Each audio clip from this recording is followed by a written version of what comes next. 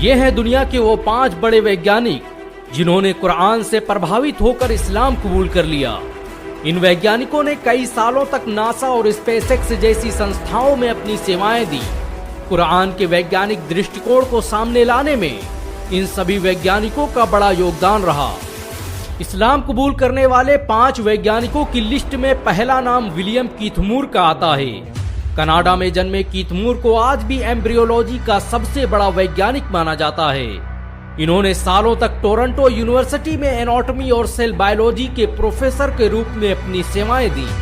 Professor William Keith मूर पूरी जिंदगी इंसान के पैदा होने और मां के पेट में उसके बनने की प्रक्रिया पर शोध करते रहे। लेकिन एक बार 1980 में उन्हें सऊदी अरब की किंग अब्दुल अजीज यूनिवर्सिटी में लेक्चर देने के लिए बुलाया गया। सेमिनार के दौरान जब उनके सामने इंसान के बनने और पैदा होने से संबंधित कुरान की आयतें पढ़ी गई तो वो हैरान रह गए। उन्हें यकीन नहीं हो रहा था कि इंसानों के पैदा होने और बनने के जिस तरीके को वैज्ञानिक आज खोज पाए हैं उसे कुरान ने 1400 साल पहले ही बयान कर दिया था। सऊदी अरब से वापस आने के बाद कीथ मूर ने कई सालों तक कुरान का मुताला किया और फिर इस्लाम कबूल कर लिया। उन्होंने अपनी किताब द डेवलपिंग ह्यूमन में यहाँ तक कह दिया कि कुरान में भ्रूण विज्ञान के बारे में जो कुछ भी लिखा है उसे कोई इंसान नहीं लिख सकता। विलियम कीथ मूर ने विज्ञान के क्षेत्र में कई आविष्कार किए। उनके योगदान को देखते हुए कनाडा, अमेरिका और इंग्लैंड की सरकारों द्वारा उन्हें कई अवार्ड से सम्मानित किया गया। इस्लाम कबूल करने वाले 5 वैज्ञानिकों की लिस्ट में दूसरा नाम मोरिस बुकाय का आता है। ये वही मोरिस बुकाय थे जिन्होंने मिस्र के फिरौन की लाश का पोस्टमार्टम किया था। इन्हें आज भी फ्रांस के इतिहास का सबसे बड़ा सर्जन माना जाता है। इनकी लिखी किताबें आज अमेरिका और यूरोप की बड़ी बड़ी यूनिवर्सिटियों में पढ़ाई जाती हैं। 1980 के दशक में जब फ्रांस ने फिरौन की लाश रिसर्च के लिए मंगाई तो उसकी जिम्मेदारी मोरिस बुकाय को ही सौंपी गई थी। मोरिस बुकाय ने रिसर्च के दौरान फिरौन की लाश पर लगे नमक से साबित किया कि इसकी मौत समंदर में डूबने से हुई है। लेकिन वो ये देखकर हैरान रह गए कि जो बात उन्होंने अब रिसर्च से साबित की है उसे कुरान ने बरसों पहले बता दिया था। मोरिस बुकाय यकीन नहीं कर पा रहे थे कि फिरौन के डूबकर मरने और लाश के बच जाने का जिक्र कुरान में पहले ही मौजूद था। इसी दौरान मोरिस बुकाय का सऊदी अरब जाना हुआ, जहां एक कॉन्फ्रेंस की शुरुआत में कुरान की एक आयत पढ़ी गई कि अब तो हम तेरी लाश को ही बचाएंगे ताकि तू बाद की नस्लों के लिए निशान इबरत बने। अगरचे बहुत से इंसान ऐसे हैं जो हमारी निशानियों से गफलत बरतते हैं। इतना सुनना था कि मोरिस बुकाय मारे जोश के चीख पड़े और भरी महफिल में खड़े होकर सबके सामने ऐलान कर दिया कि मैं आज ही इस्लाम कबूल करता हूँ और अल्लाह की किताब कुरान पर ईमान लाता हूँ। फ्रांस वापस जाने के बाद मोरिस बुकाय ने लगातार 10 सालों तक कुरान और विज्ञान पर शोध किया और साबित किया कि कुरान की एक भी आयत साइंस के सिद्धांतों से नहीं टकराती, बल्कि साइंस आज जो कुछ भी बयान कर रहा है कुरान ने उसे हजारों साल पहले ही बयान कर दिया था। इस्लाम कबूल करने वाले 5 वैज्ञानिकों की लिस्ट में तीसरा नाम ई मार्शल जॉनसन का आता है।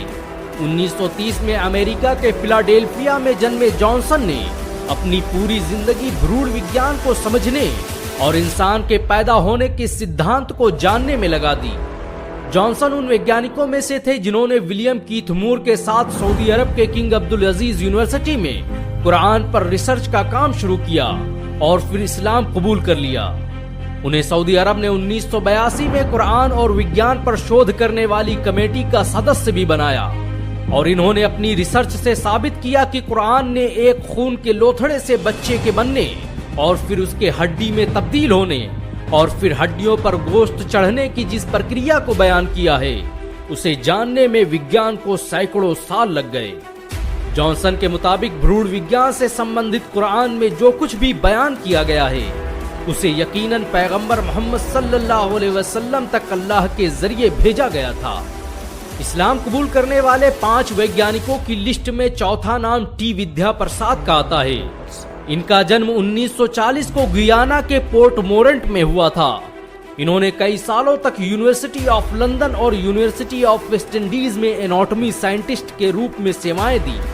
टी विद्या प्रसाद का जन्म एक हिंदू परिवार में हुआ था। लेकिन उन्होंने कुरान से प्रभावित होकर इस्लाम कबूल कर लिया। टी विद्या प्रसाद विलियम कीथमूर के साथियों में से थे।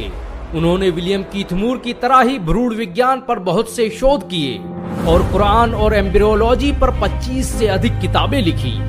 उन्होंने काहिरा में होने वाली international conference of scientific sign of the कुरान एंड सुन्ना में भी हिस्सा लिया और बताया कि कुरान में बच्चे के अंदर रूह पढ़ने और जान आने के बारे में जो कुछ भी बताया गया है वो बिल्कुल सही है। उन्होंने कुरान की सूरा मोमिनून की आयत नंबर 14 को पढ़ते हुए कहा कि ये वो सच है जिसे विज्ञान भी नहीं झुठला सकता, इसीलिए मैं आज ही इस्लाम कबूल करने का ऐलान करता हूँ। इस्लाम कबूल करने वाले 5 वैज्ञानिकों की लिस्ट में 5वां नाम आर्थर एलिसन का आता है। इन्होंने ही लंदन के पहले international conference of electrical machine की शुरुआत की थी। एलिसन को आज भी इंग्लैंड के इतिहास का सबसे बेहतरीन इंजीनियर और साइंटिस्ट माना जाता है। 1985 के दौरान काहिरा में मेडिकल इमिटेबिलिटी ऑफ द कुरान के विषय पर जब पहली इंटरनेशनल कॉन्फ्रेंस का आयोजन किया गया तो उसमें पश्चिमी देशों के बड़े बड़े वैज्ञानिकों ने शिरकत की और इन्हीं में एक नाम था डॉक्टर आर्थर एलिसन का। आर्थर एलिसन ने कुरान की सूरा जुमर आयत नंबर 42 पर अपना रिसर्च पेपर पेश किया और बताया कि नींद के दौरान कॉन्शियसनेस की जिस थ्योरी पर विज्ञान आज पहुंचा है, कुरान ने उसे बरसों पहले एक लाइन में ही बयान कर दिया था। कॉन्फ्रेंस के खत्म होने से पहले आर्थर एलिसन स्टेज पर गए, माइक हाथ में लिया और अपने मुसलमान होने का ऐलान कर दिया। अशहदु अन ला इलाहा इल्ला अल्लाह व अशहदु अन्न मुहम्मदन रसूल अल्लाह।